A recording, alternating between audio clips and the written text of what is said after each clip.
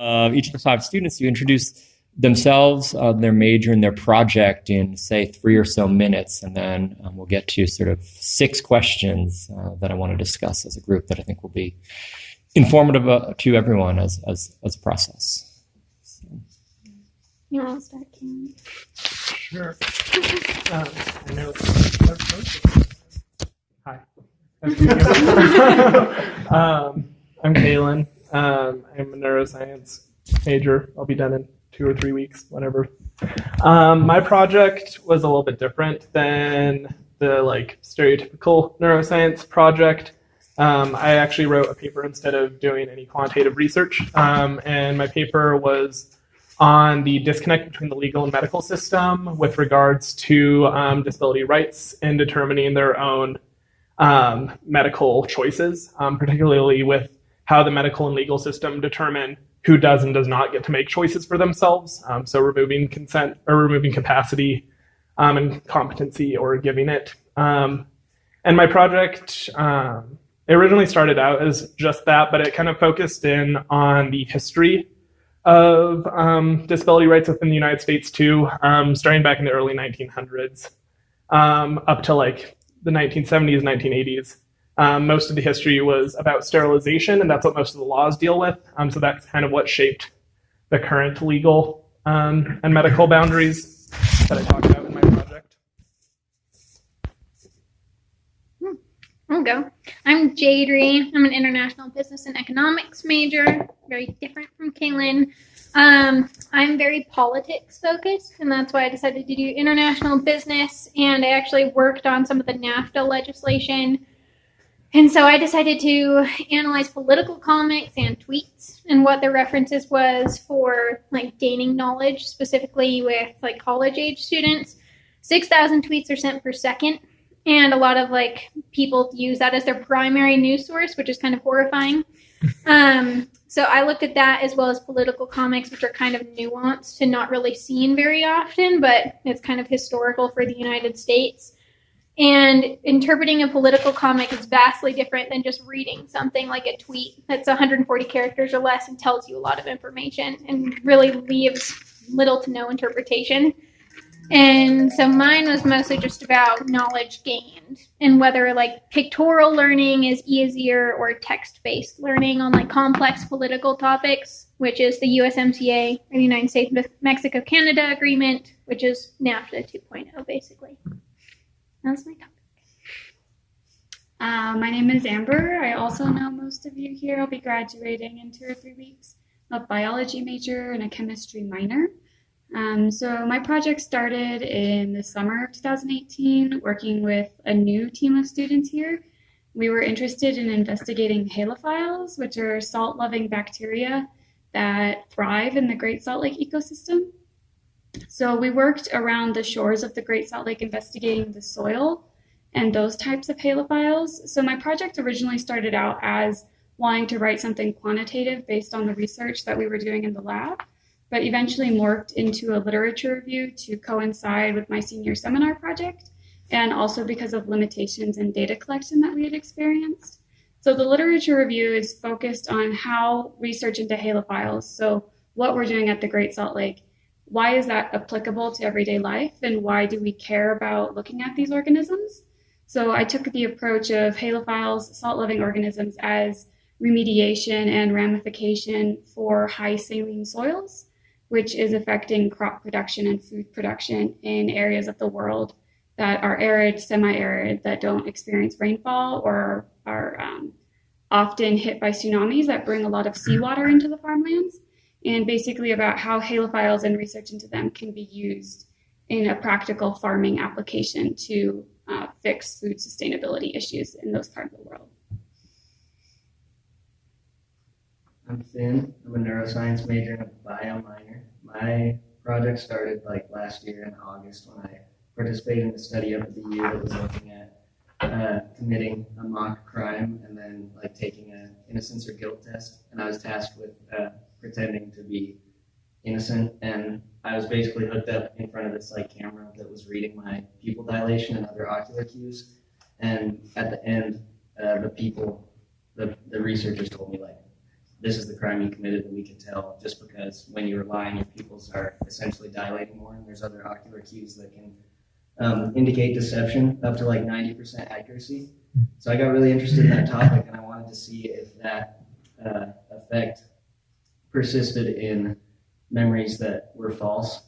But so essentially, like, you're deceiving the researchers, but you believe in false memory, right? So you think that you're telling the truth, but in essence, it's actually a false memory. So my project I'm doing with Russ is inducing false memories in participants using a DRM paradigm, which is essentially just you read a list of the original DRM paradigm is you read a list of thematically associated words like bed, nighttime, comfortable, pillow, blanket, stuff like that, and then you ask the participants to recall this list of words and see if they remember it or not.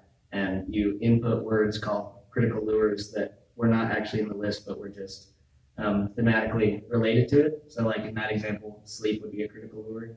And essentially like 75% of people will say that they remember that word, even though it was not on the list. So it's like a super, super simple false memory. So me and Russ are doing a DRM paradigm, a visual DRM paradigm, which is essentially the same, and then asking participants if they remember certain objects while having their ocular cues be read by a pupil dilation machine. And the idea is that even if you believe a memory is true, your physiological ocular responses will indicate that it is false. We haven't started. But that's the idea behind it. We're working on getting a camera. I found money to buy a camera that records pupil dilation, finally. I'm Naomi. I'm a public health major, and I was a part of a group project looking at Utah-specific cultural factors and their relationship to postpartum depression. We were particularly interested in this because Utah has one of the highest PPD rates, about 15% compared to 10% nationally, and Utah also has unique social and cultural factors that you don't really see in other parts of the country.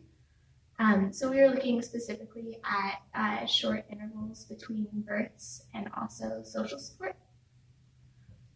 So we created a survey that we handed out to new mothers in mom groups and social support, and postpartum depression support groups, and asked a bunch of questions about their experience with depression and demographic info, and looked at those factors. So as you may have just heard, many of these projects are very interdisciplinary in nature, crossing between neuroscience applications to ethics and justice studies, for biology and environmental studies, business and media in a lot of ways, and also public health and mental health and community, excuse me, and community justice. And so I just want to ask the students, and I apologize since I gave you a list of questions, I'm going to change the order. It flows better, but all the questions are what I asked you to sort of reflect on. And so as a whole, we can do this conversationally instead of just going around the table. Why was conducting interdisciplinary research important to you instead of just focusing on a senior project within your major? Are we starting with me again? It was important to me because I actually primarily did it because it was easier and more time efficient to write a paper than to try to recruit participants and stuff like that, especially since I was on a crunch timeline. Asking about finding a camera that can record. But also because I wanted to incorporate more of that political injustice aspect that's been lacking from my major to some extent.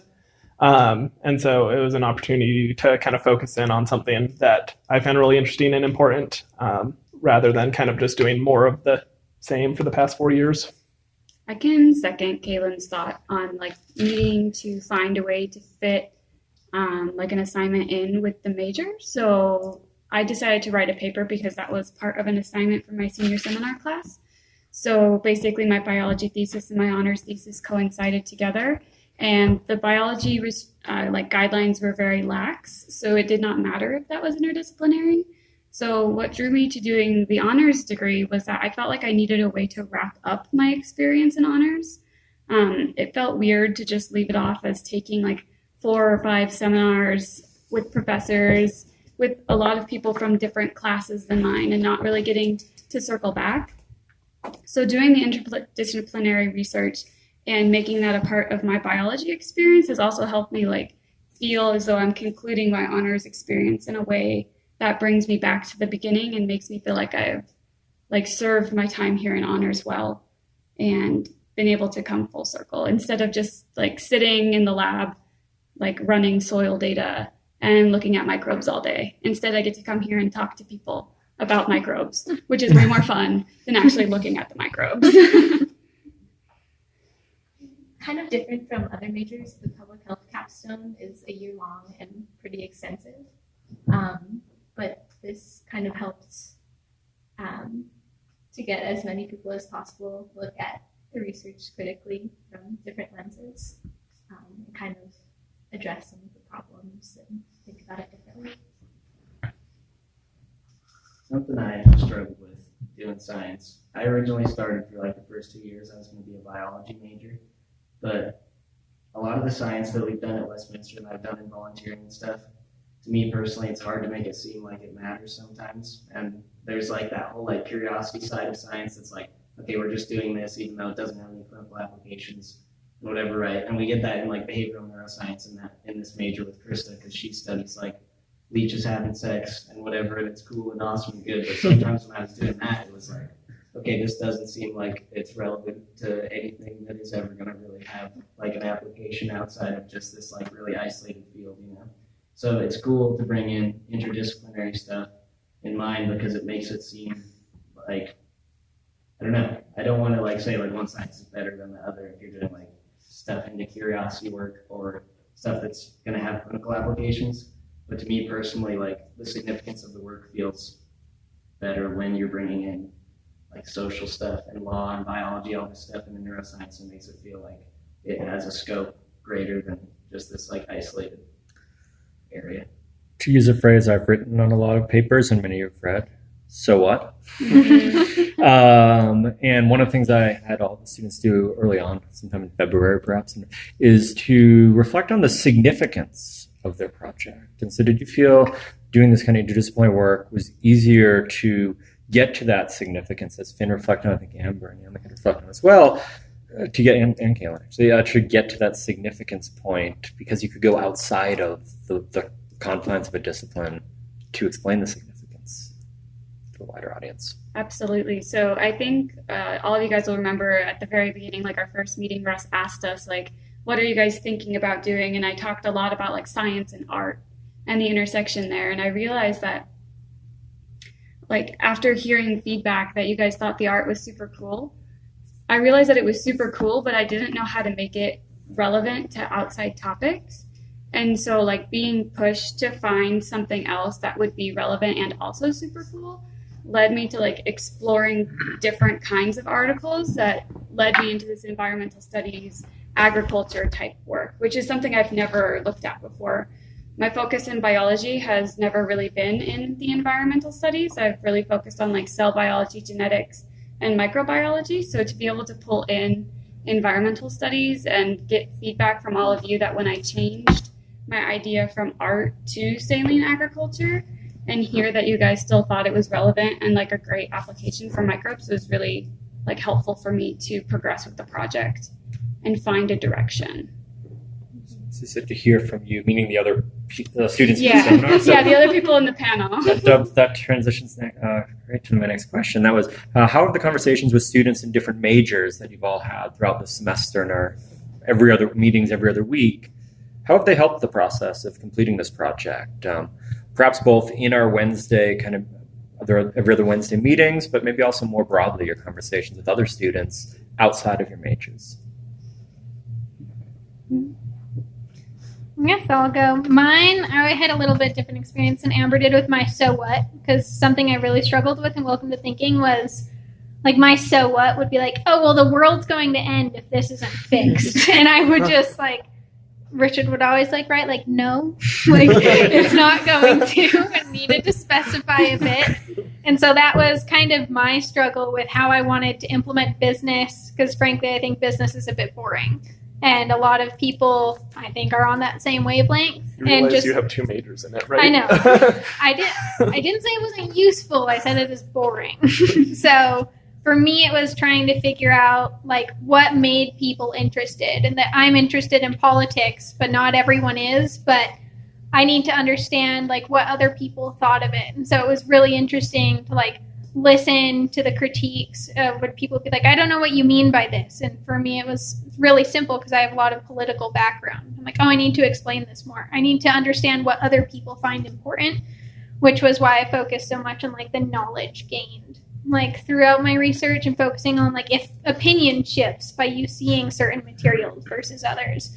So that was really helpful to see other outside views, because I think honors itself along with a major can kind of be an echo chamber, but seeing both of those actually really helped me to get out of my own comfort zone in both honors and business.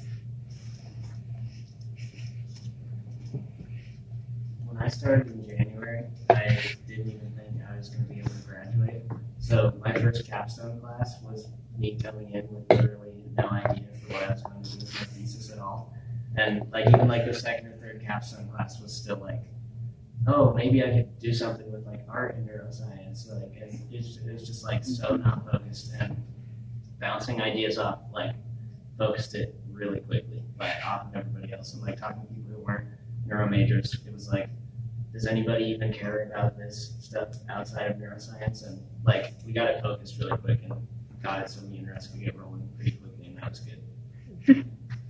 One of my biggest things that helped me kind of improve my project was talking to Lisa, who's the first reader on my thesis. Because even though it's technically a neuroscience thesis, it's so different than the scope of all the classes or what you learn in a psychology PhD or something like that. So just talking to her about the aspects that she understood and didn't understand, and then she also has very rich personal relationship to disability, so kind of talking about it from that personal element was really interesting too. It kind of helped me sharpen the arguments in my thesis, because we had disagreements on points of it, as well as clarify it to people that aren't familiar with that literature, because law literature is awful. So. It was also helpful for designing the study itself. Ben gave me some comments about ways that I could get a more diverse sample, actually opposite, more specific sample that would be better for this survey. And so we were able to adjust how we recruited people to fix that. So we're moving from external conversations to inside the classroom.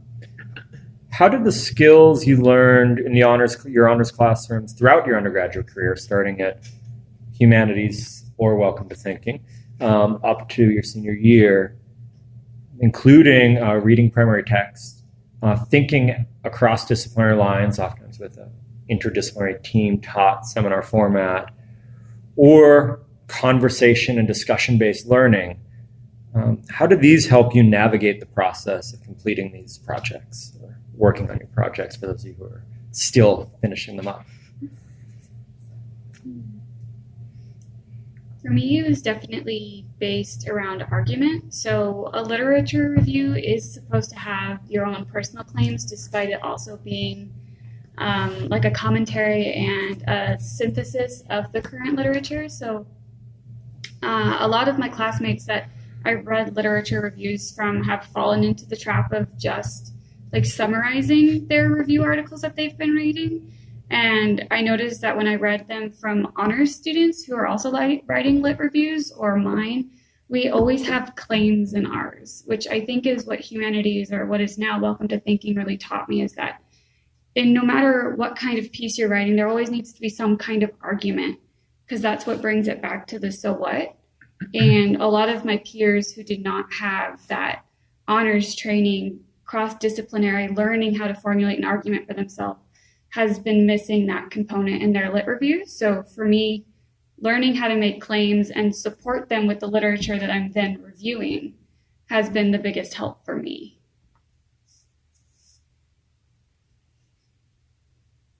The honors program taught me to write a long form prompt in a day. That's been helpful with everything. I'm so proud. That's a good thing.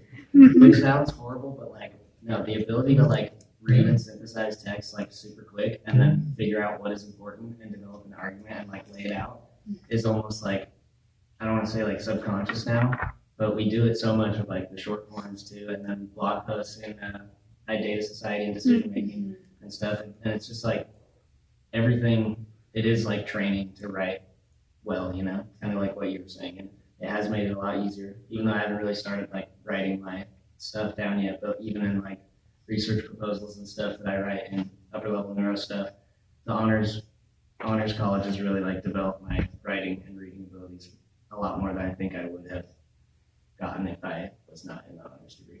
Given your calendar, you may have one day to write your research. I could probably do that too. No, it's pretty long. Similarly to Finn, I read like a massive amount of things for my annotated bibliography before I even started writing, and just kind of like being able to cut through the bullshit and like find the actually important stuff or find the important articles. And then similarly to Amber, reading across disciplines, since my project primarily focused on like medical journals and law, they're very different and not very many people are writing across those. So finding kind of that middle ground.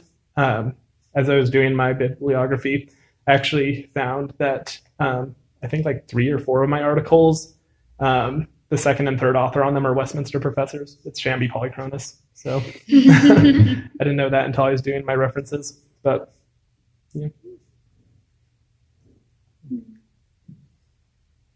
I'll go again. Another, I guess, like everything goes back to welcome to thinking. Everything that I learned, a lot of my problem with honors writing was I knew what I wanted to write about, and I would try and mold whatever my reading was to, like, I guess, build into that, because I always had topics I was passionate about. But I've gotten out of that for the most part. And now, like, this thesis especially, I didn't really want to write about comics. Russ actually just suggested it. And then I like kind of looked into it, and it actually was really interesting, and I was able to find things without necessarily looking for it. So that was a lot of help instead of me trying to morph whatever evidence I found in order to what I wanted to write. Just let it write itself, and it's so much easier. Not as fun, but it's a lot easier to write that way. If I remember that conversation correctly, I don't think I suggested that out of the blue. Did you say something about you had liked comics or enjoyed comics? Yeah, I actually wanted to do like a quantitative data analysis of political comics in the United States, Mexico, and Canada. But turns out not a lot of political comics are like still in cycle, and nobody really writes them very much. And coding a comic is very subjective and difficult to do. So I kind of manipulated it. So yes, you did give me like an initial idea. It wasn't just like, well, your thesis sucks, so let's go to comics. It was organic. I believe my comment was your thesis is too broad. Let's narrow down the scope. Yes. Speaking of narrowing the scope, because that was a challenge for many of you, what were your biggest challenges this semester, or for those of you long projects in completing the project, both perhaps for your project, either academic, intellectual challenges, but also perhaps personal challenges in working through a senior project?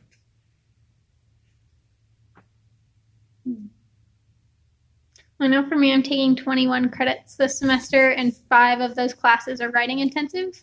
So me wanting to like take time to write a thesis was very difficult most of the time. And you always think you have more time than you do. You don't.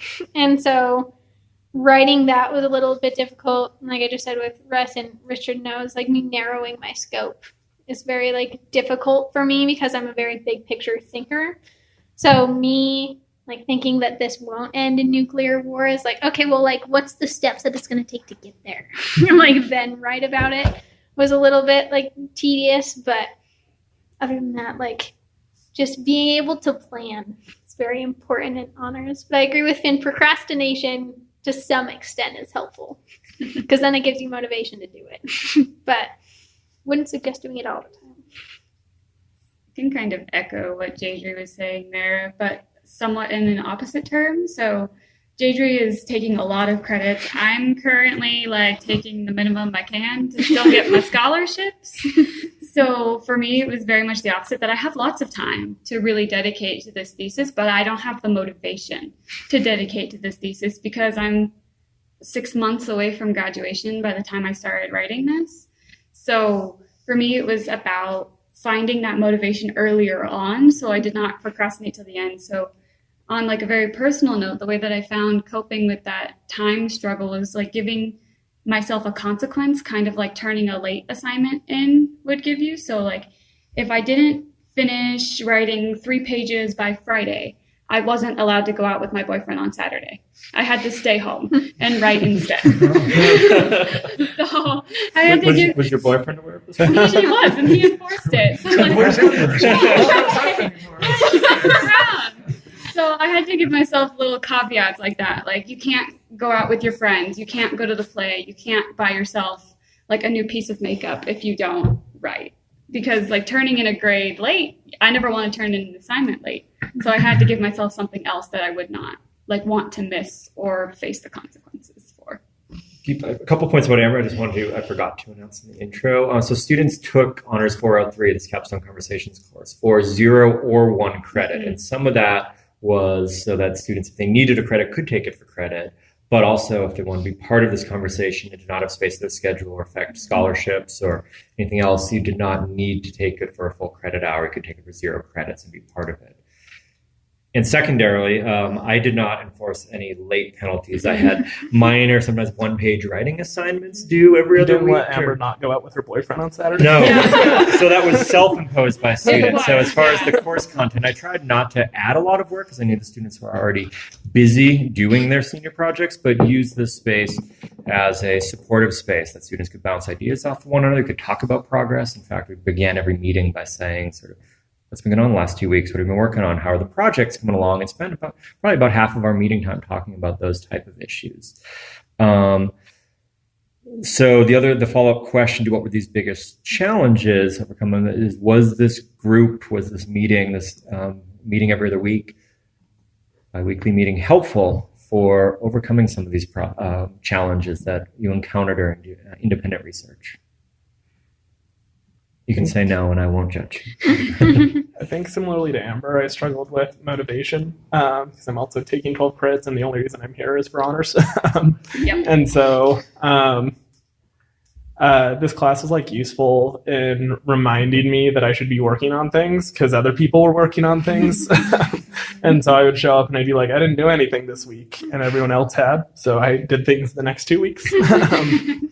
So I think the class was useful for that. And then we talked about it in class, but I think also one of the better parts of the class was being able to like be with people that I haven't seen in 4 years, or I've seen you, but like not been in a class for 4 years. So I guess I'll use that to circle back to the Welcome to Thinking /Humanities. So one question I had was, what would you have done differently in completing this in your projects? And how do you learn from errors or setbacks you may have encountered? And this question I thought was particularly poignant for this group because I believe Naomi's Welcome to Thinking class was centered around the theme of error. Nick and Richard shows it. So what errors did you make? Error with Nick and you? the baseball book. Baseball book? And What was the play? baseball book called? I don't know. I need titles. Oh gosh, what's the baseball book? I know it was Nick and Richard's humanity. I think it was the humanities section used error as their theme. Yeah. And so, in my own experience doing research, I've made a lot of mistakes, and I've learned from those mistakes. Do you have any errors you would like to share and talk about and how you overcame them, either procedurally by not working enough or getting enough done early so you couldn't go out with your boyfriend, or more generally maybe academic or intellectual errors? You went down the wrong course, and how do you correct that? So I had some data errors that ended up being very, very time consuming to fix.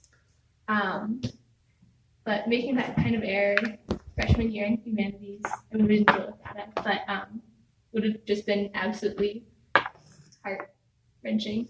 But like in doing this kind of research, all of those areas just ended up being like opportunities to do more research and to learn more things down the road. I guess I'm unique in this position because I'll be doing another thesis for my economics major. And that one is like a 4-credit capstone every week. We meet for 3 hours and like talk about things, which I wish now I spent more time and got more involved in my work. Granted, a lot of it was because I'm taking so many credits and doing other things. Like, it is interesting and I'll be building off of my thesis, but just being able to like actually enjoy the work instead of seeing it as like a medial task that you have to get done. Like, oh, I have class every other Wednesday. Like, God forbid. Like, getting involved in finding something that you actually enjoy writing about will be a big thing for me in my next thesis to like continue doing that. This might sound like a bit pessimistic, but I think I mentioned earlier during this discussion that I originally wanted to write about the art and science intersection. And I think like one of the things I wish I hadn't done is change that topic, because I think I would have enjoyed the writing more, like Jadri was saying. But that being said, like learning how to change my topic to fit like a time period or fit an assignment better or something along those lines was a really great learning opportunity. And I think solidified an idea I've been trying to work on, which is like, don't fall in love with something that you're doing, because it's hard to look at it critically after that. So I've been really involved with like art and science these last 2 years here. And I've become like really married to that idea that that is what I want to do and progress and do outreach for. So not being able to do that for this project due to like time constraints and finding literature that supported my arguments was difficult, but a really great learning opportunity to learn how to adjust my thinking and still find it enjoyable. That moving on process, I think Kaylin had similar process and things you've written. One of my favorite in the wit, not in the literal, phrases from Clark's writing tools is the murder your babies chapter. That ability to delete something you've written or to change course when it's the right time to do so. And it's a hard thing to learn. Did any of you else encounter that process? I'm sorry, I'm stuck on murder your babies. I think it's kill your darlings, but I thought it was murder your babies. that's so weird. Maybe it is kill your darlings, but Maybe in I've the heard updated that version. It is killing darlings. I'm sorry. In writing tools. in writing, maybe it evolved in our discussion to murder your babies. So thank you for clarifying. It's like a game of telephone where it started as kill your darlings and then I used it in Welcome to Thinking 3 that would work in the fall, and somehow that became our phrase in this group. So apologies. Thank you, Scout. Kill your darlings. I had to kill my darling, and it was fine. And I learned from it. Other mistakes outside of sort of changing topics. I already said this, but I didn't know I was going to do this until January. My entire academic career has pretty just much been like a chaotic mashup of all the credits that I need. And like right now I'm taking 6 classes here and 1 at Slick and self-studying 8 more credits. So it's just been like totally chaotic and horrible. And I could have fixed it all and it would have been fine and not stressful at all if I had just planned it out. And my experience with this has kind of been the same of like I just had no foresight at all the entire time of my college experience pretty much. So now I'm like dealing with like the repercussions of that, and I have to push my graduation back till August to finish this project, but also to like take CLEP tests and stuff. And like if there's anything that I've learned from it, it's like I just wish that I thought like put more thought into it. I just didn't even think about what I was gonna actually be doing. It's just like the entire time was kind of like I'm just gonna wing it and see what happens. And somehow it worked out. It's kind of miraculous, but here I am. I'm definitely not gonna do that if I go to grad school. And when I go to grad school, you know, I'm gonna move on with much more ordered, sophisticated planning of what I'm gonna do in the future. When you write your next thesis, that's JG, though hers is another undergraduate thesis. Yeah, and that kind of brings me to, I guess, it's the final question, but a very important one, and that's, what did you learn about yourself and throughout this process of doing the senior work, including something like your work style and what could be better, or and maybe where you work best, but also other factors, including, for example, how do you find the time to do this? You're all very busy individuals inside and outside of sort of your academic life. Applying to graduate school or medical school, or applying to jobs, many involved in extracurricular activities. Throwing an independent project on top of that's difficult. And so what did you learn about yourself in doing it? And how did you manage the stress, the additional stress that might involve on top of your already stressful lives? It's kind of a couple questions nested in there. Mm-hmm. I think honestly, the best thing for managing stress was probably the capstone course.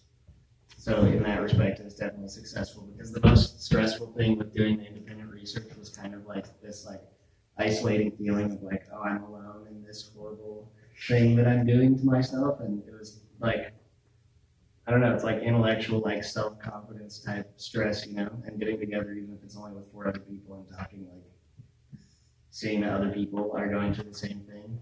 Not even suffering the same, but just seeing oh, cool. It's kind of some camaraderie, oh, we're gonna go get to walk together and everything. Even though I don't, I'm graduating early, so there's only one person who was. Were you even in my original cohort? I don't think so. You had different welcome to thinkings, I think. But didn't we meet in here for Tuesday conversations? I don't think I even remember you. Maybe the same cohort, but we different don't know. welcome to thinking sections. Yeah, but so that it's it definitely makes the process less isolating having first class. Go to the picture. Yeah. We talked about this. You didn't have. I had Richard and Nick, and then Richard and Carlin. I've never had 10 for class. Yeah. See, we weren't the same welcome to thinkings. But you're the same cohort, since Well, you yeah. came into the Westminster Honors College at the same time. Yeah. Other things you learned about yourselves. Similarly to Finn, it's kind of weird. Finn's the only other neuro major I know that's doing a capstone, because it's not required, so why would you? And so it's nice to have that community. As far as things I learned, back in summer or spring last year, I decided for grad school I wanted to do a conjoint program with a JD PhD. And I think my thesis solidified that choice, because I don't see the potential for progress coming from singular fields. I see it coming from an interdisciplinary approach. You can put that quote on the brochure. And so that was really nice. I already knew this, but I learned even more so that I can't do any work at home. I have to be outside of my apartment at a coffee shop or something. So until 3 days ago, I had been at Sugar House Coffee for 21 consecutive days. So I'm the opposite. I love working in my house. Being in the library or somewhere else just stresses me out, because I feel like people are working harder than me. So I don't go there. Yeah, for me, it was interesting because being a business major in the honors program is an experience I'm grateful for, and I wish more business people would do it. Just because the business community isn't really all that tight knit.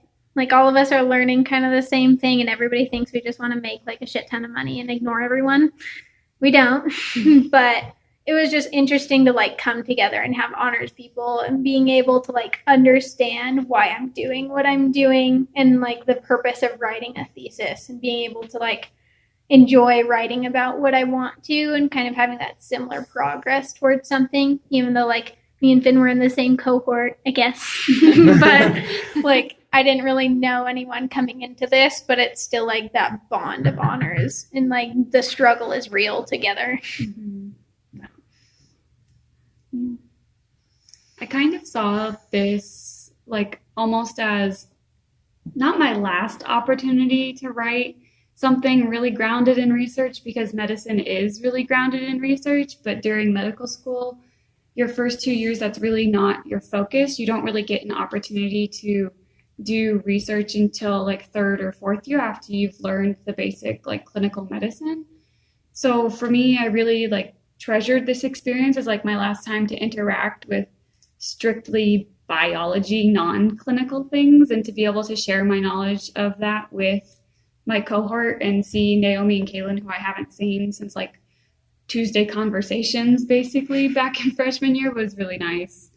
I learned Surgery. yes, Thinking metaphysical thoughts. yes, so you know, in Well, this life doesn't philosophy really end book- after the heart stops beating. So The heart is a construct.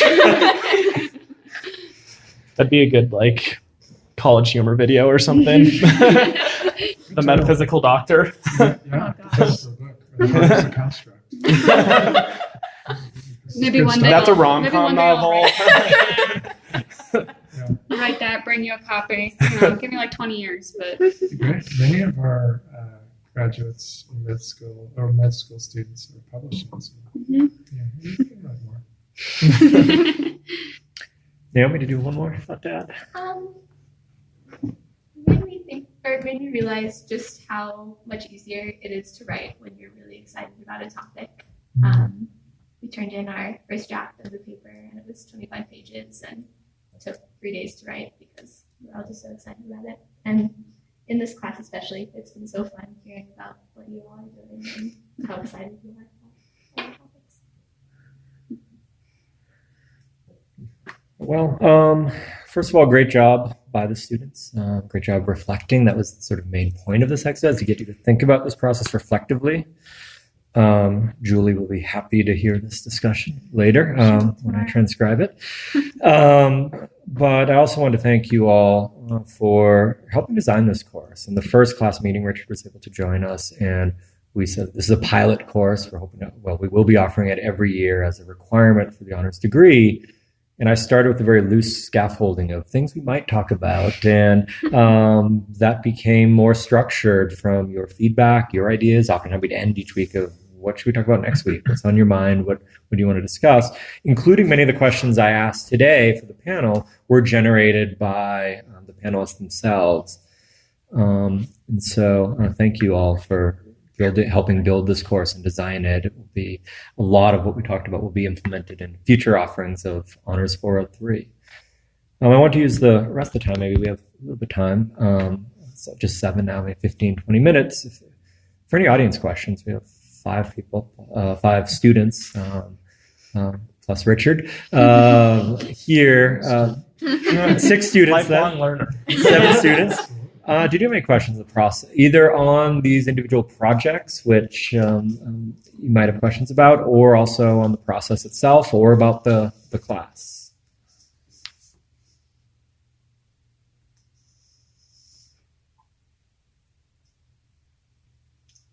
Is it meant to tie in with something that you're already doing in your major? Because many of you mentioned that you purposely structured it that way, but is that the intention of the class, or I guess what is the intention of the class for students? I can tell you what sort of my intention vision was.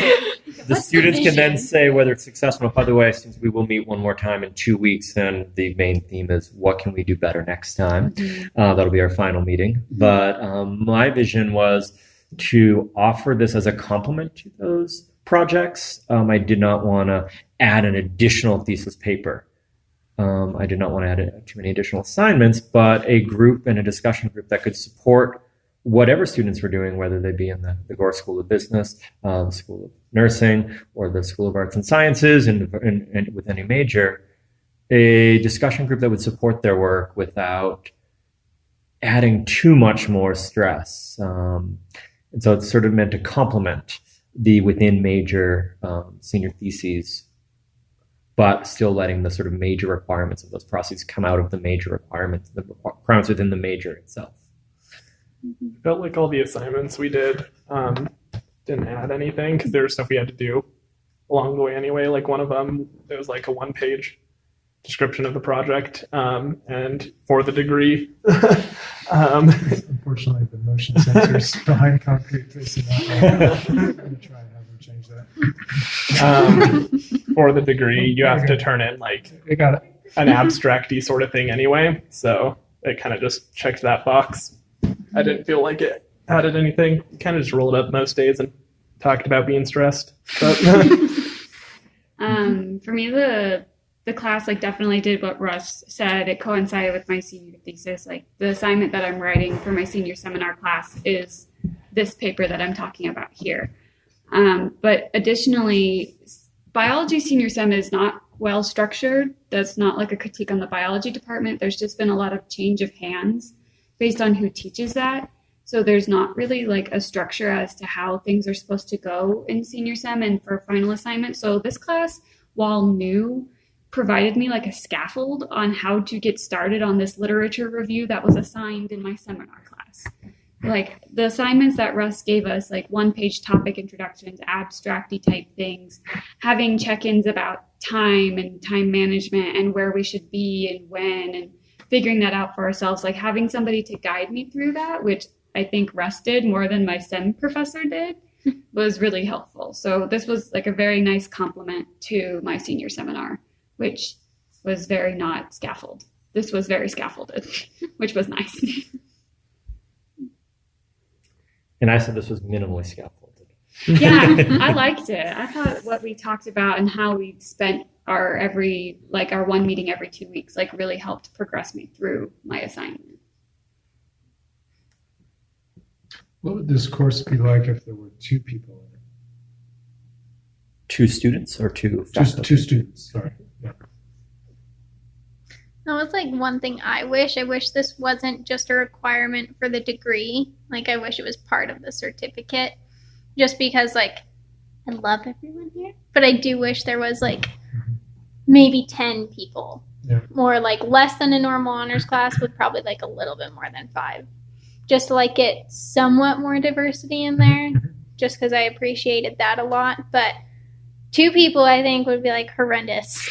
Just because I think it'd be like interesting, but number one, meshing just two personalities is difficult, and you can't really get yourself out of your own echo chamber or thoughts with just one person, because if one person doesn't like it, you kind of write it off and you're like, well, that's their opinion. But if you have like a group consensus, like Russ said with me, I'm like, you need to narrow your thesis, and then other people don't understand it. I'm like, okay, well, that's not just something Russ is saying. This is something I actually need to work on, which is really helpful.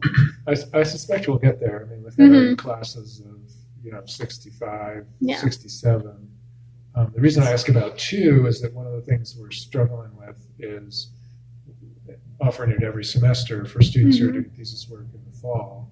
And we might eventually get there, but next fall, 2 people are signed up for it. That's why I asked. And we don't see any way around not offering it. So I was just curious.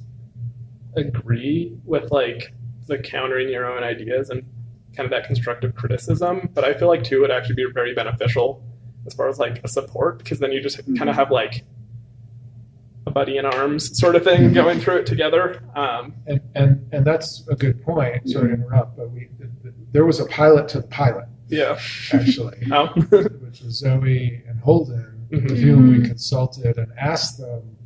They met every week, and the circling back piece was mentioned in the support with stress, kind of helping each other with the stress were 2 of the key features they highlighted. Yeah. And so those takeaways can still work even with 2. Yep. I just wonder if that's because like most spring, like senior seminars are in spring.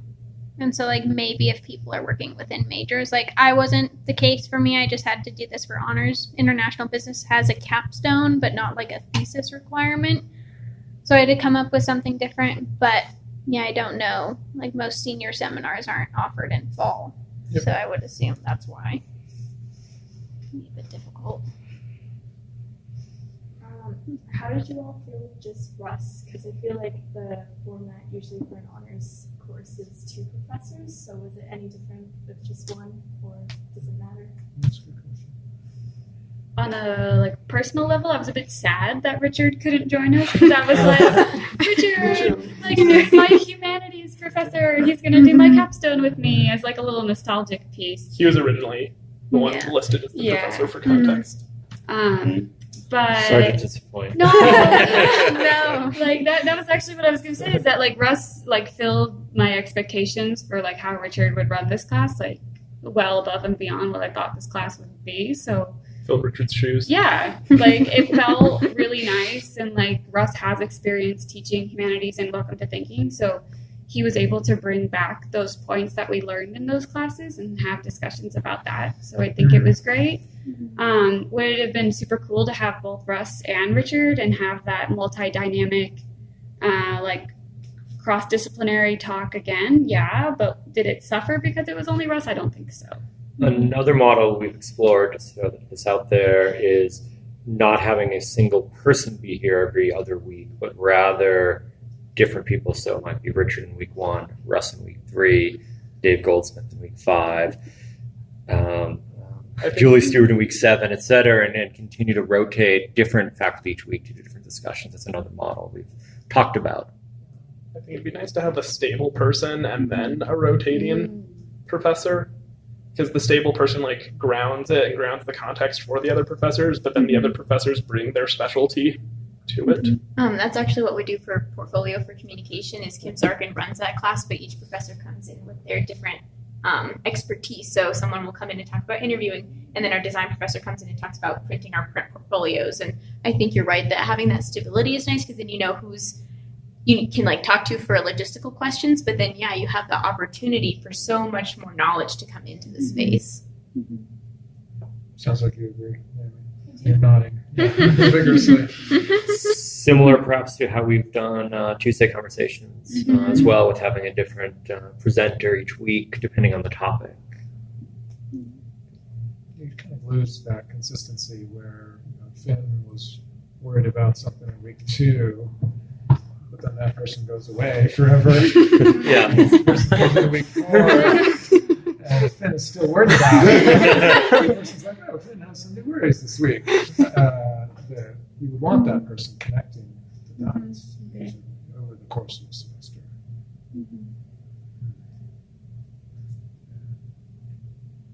Other questions from the audience, either about how we design this course or staff it in the future, or other questions even about the individual projects or the experiences the students had?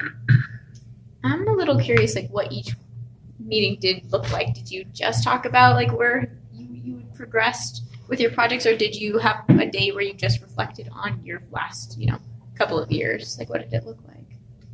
Both, depending on the day. I mean, just about every week we would talk about where everyone has been for the last 2 weeks in terms of what their progress was. And then sometimes it'd be more structured, like let's talk about, are theses specific enough? Or are they too broad? In other dates, we would talk about sort of stress and how stress is being managed.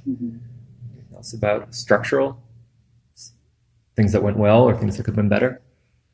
It was very organic, which is what I like. Like nobody really, like Russ would give us talking points sometimes, or like read an article and just bring your thoughts about it. But it was never like, we're going to talk about this for 2 hours.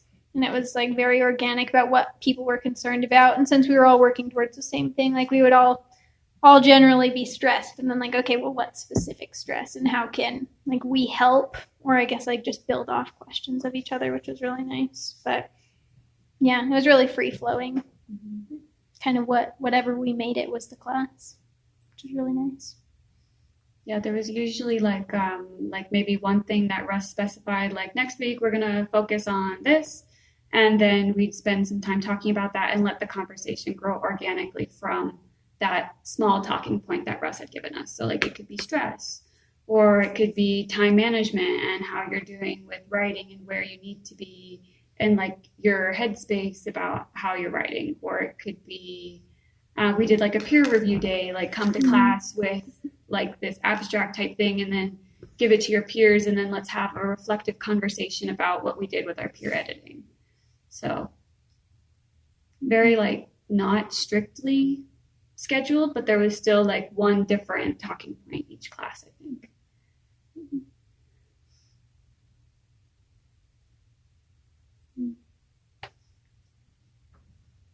This may also like sound kind of dumb, but originally like there's no stupid questions, whatever, but I really didn't know what a thesis was as far as like my major and what it like required and like the page numbers and like how to format it. It was just very different.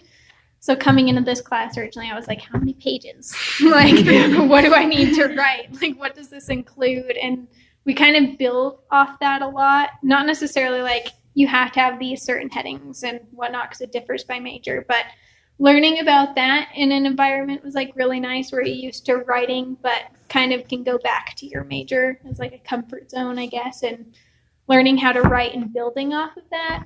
Because I feel like if I were to ask that in a business classroom, like people would be like, you don't know what a thesis is? Like, it was very different and very like comforting to learn that in a setting that's like, okay, these people struggle with writing too. Like everybody knows, and you're kind of together in that sense. I know what it is now. I wrote one. The thesis requirements are very different from major to major. Yeah. So certainly what's expected in biology is very different than what's expected in international business, which is very different than what's expected in public health. And yours, in fact, was a group project as opposed to an individual one. Did you all experience sort of tension between that? Because you all had very different goals and requirements for your within major theses. And you're expected to kind of work and discuss and converse together in this space every other Wednesday. I think the hardest thing is that all of us were just in like such different places progress-wise. Like some people were just in the like drafting of the thesis, some people were in the data collection, some people were in the actual writing, so that made it a little difficult. But like, I don't think necessarily, at least for me, the major was a divide.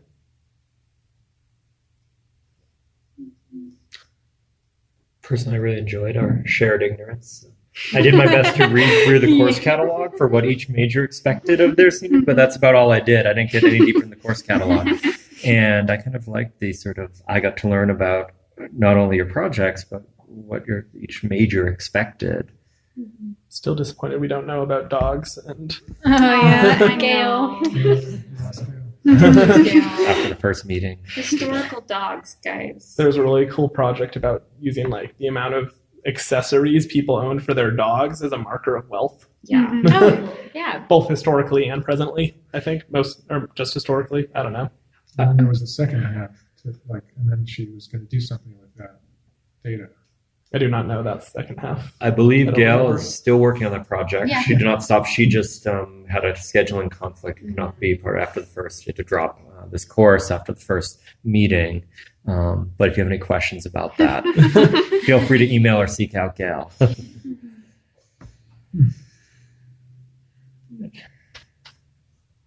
think I have all the information I need. Any of you who have audience members who are contemplating taking the course in the future, feel free to shoot me an email or Richard an email and ask questions or share what you've learned today with your peers, because we're interested in making this sort of the best possible course we can to serve those needs. And so thank you for coming. There's plenty of extra food. Feel free to take burritos on the way out. I was planning for 20, just in case. And thank you very much, of course, the students. As I emailed you today, I'll see you all in 2 weeks, and our final topic will be reflecting on what we can do better and what went well, kind of a conversation as opposed to the strict evaluation. You can obviously fill out the course evals as well, but we'll do that conversationally as we reflect on this course and plan future offerings. So thank you, everyone. Enjoy the rest of your Wednesday evening, and thank you for joining us. It's a very busy time for all of you in the semester, and us as well.